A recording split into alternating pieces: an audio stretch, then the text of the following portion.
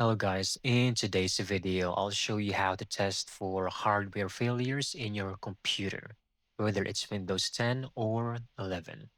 Let's begin. First, go to your Windows Start menu and look up for Performance Monitor. Then go to Performance Monitor so you can see the graph.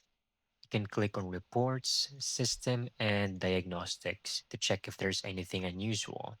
If none, then you can now close this window. You can go over here and instead look for Windows Memory Diagnostic. You can left click. Now it will actually restart your PC and run the diagnostic checks there. This will actually take some time, so just be patient and wait for it.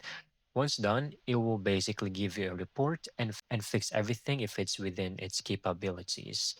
And another quick and easy way is to look up for Crystal Disk Info. It will check your SSD, and let me see if this is the correct website. Yeah, this is.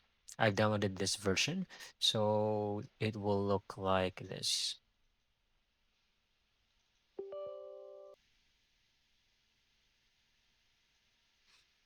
So it will actually check the health of your SSD. As you can see, it's saying good and 89% health status. And that's it. Thank you so much for watching. I hope you found this video very helpful.